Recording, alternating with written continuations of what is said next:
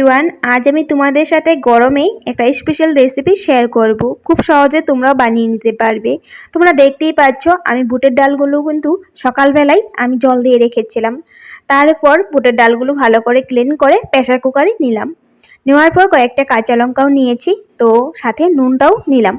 তো মাপ মতো এখন আমি জল দিয়ে দিব। তারপর ঢাকনাটা লাগিয়ে আমি প্রেসার কুকারে 3-4টে সিটি দিয়ে নিব।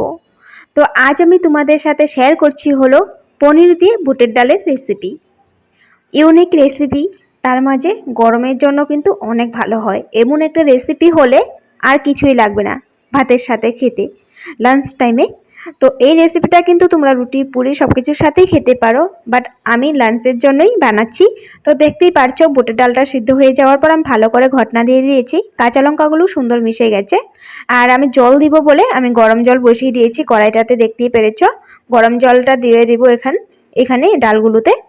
আর আমি তড়কা লাগানোর জন্য তেজপাতা, একটু রসুন কুচি, আদা কুচি আর শুকনো লঙ্কা 2টা চিড়ে নিয়েছি আর পেঁয়াজ নিয়েছি।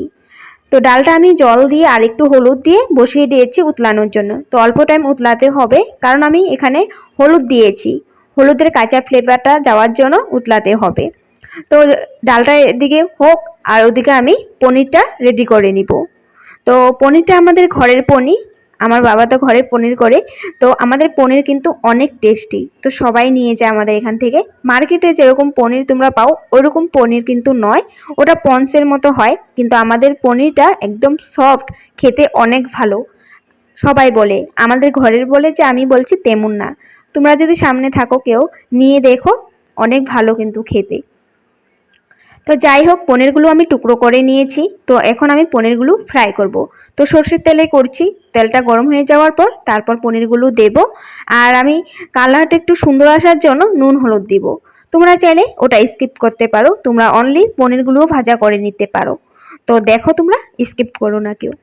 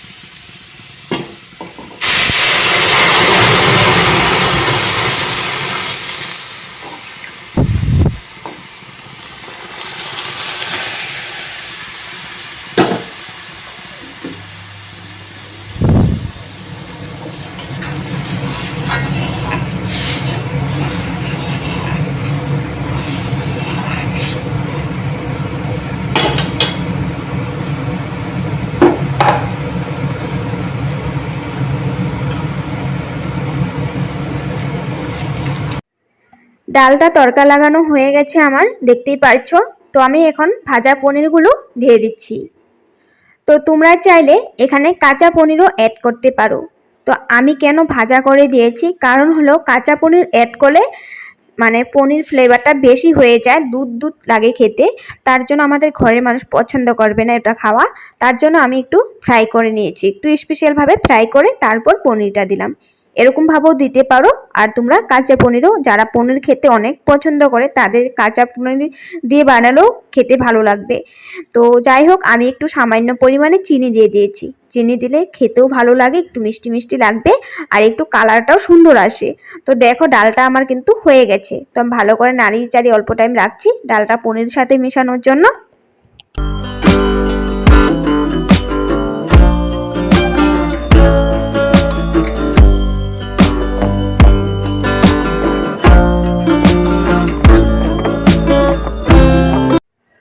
পনিরগুলো দেওয়ার পর কিন্তু ডালটা অল্প টাইম আমি নাড়াচাড়া করে রেখেছিলাম, ডালটা একটু শুকিয়ে যাওয়ার জন্য, তবে খেতে একটু ভালো লাগবে ঘন হয়ে গেলে।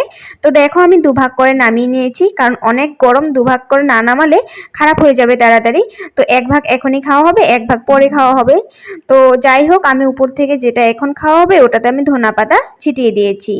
আর অনেক কিছু রেসিপি করেছিলাম, ওটা আর এখানে শেয়ার করিনি। আজ অনলি তোমাদের সাথে পনির ডাল রেসিপি শেয়ার করেছি। হ্যাঁ, আর হ্যাঁ, বুটের ডালও অল্প একটু রেখে দিয়েছি, ওটা তোমাদের সাথে শেয়ার করব হলো পকোড়া। নেক্সট ব্লগে তোমরা পকোড়া রেসিপিটা দেখতে পাবে। তো আজ এখানেই রাখছি। তোমাদের রেসিপিটা কেমন লাগলো কমেন্ট করে জানাবে, ভালো লাগলে লাইক শেয়ার করবে। Bye bye.